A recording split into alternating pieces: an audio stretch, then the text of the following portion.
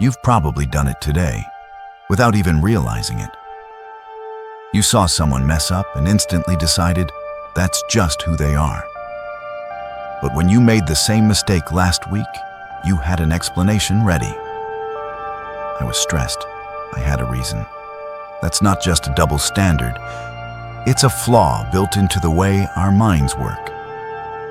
This is Trait-Ascription Bias, one of the most persistent and invisible distortions in human judgment.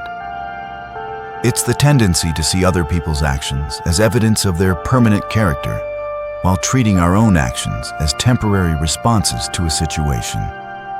We live inside this bias every day, letting it shape our relationships, our trust, our alliances, and our resentments.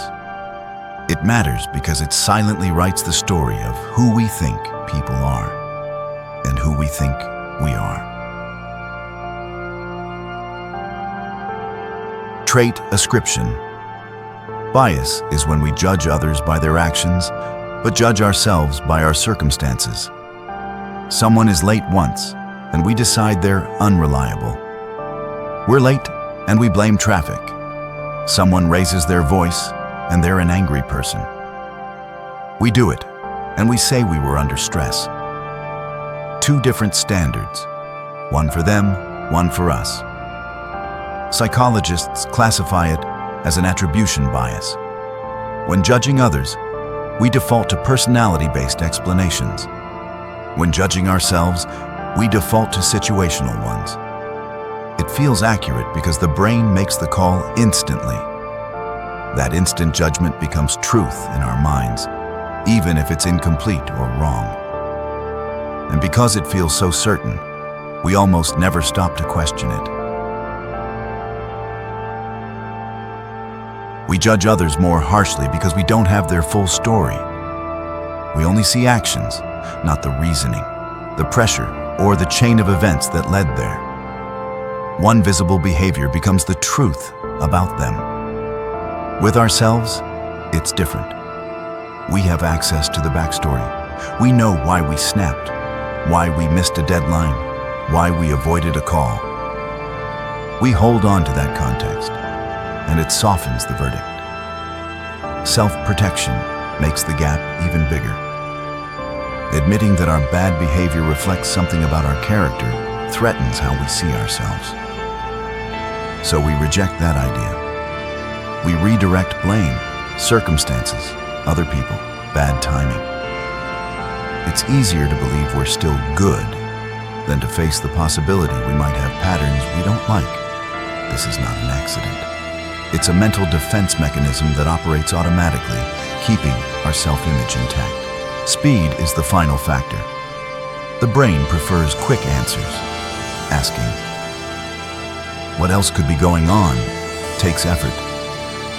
They're just like that is faster and final. It's a cognitive shortcut that feels satisfying even when it's wrong. That's why this bias is so persistent. It's built into how we process information, protect ourselves, and conserve mental energy. Once you know this, you can't unsee it. You'll notice how quickly you close the case on someone else, and how slowly you close it on yourself. One action becomes someone's entire identity. They're late once, and they're unreliable. They disagree with you, and they're difficult. You lock them into that category, and from then on, every move they make is filtered through that label. You stop looking for new evidence. You stop expecting change.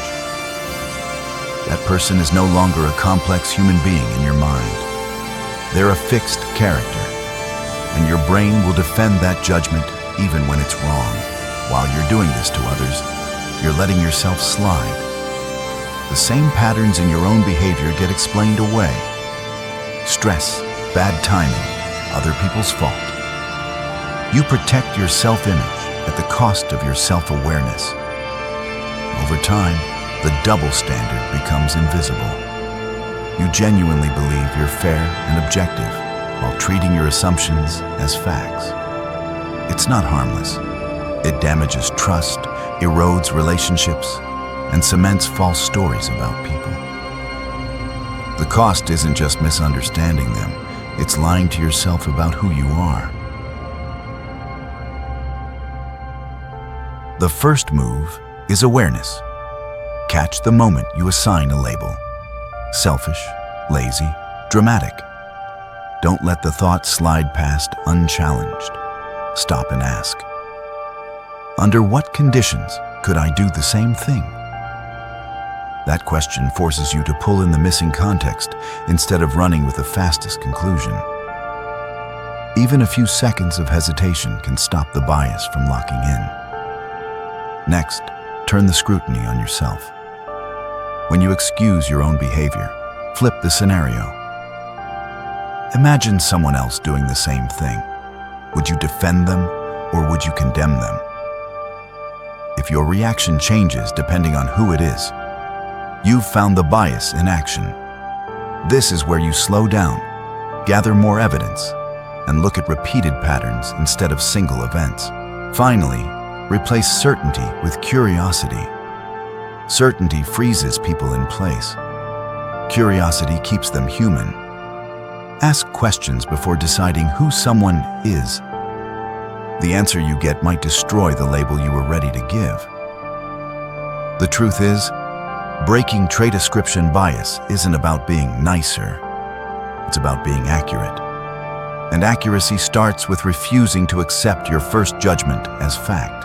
Every time you decide someone is a certain way, you're building a version of them that might not be real. And every time you excuse yourself too quickly, you're avoiding the hard work of seeing your own patterns. This isn't just a quirk of human thinking. It's a force that shapes your connections, your trust, and your self-awareness. The question is, how much of your reality is built on these shortcuts? And if you were forced to see yourself by the same standard you see others, what would change? If this makes you rethink the way you judge people, start with the most difficult place, your own reflection. Like, subscribe, and share your story in the comments.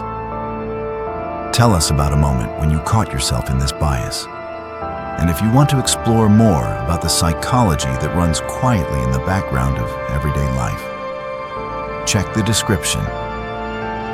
We've listed books and resources to take you further. This is Dark Honey, where we uncover the truths most people don't want to look at.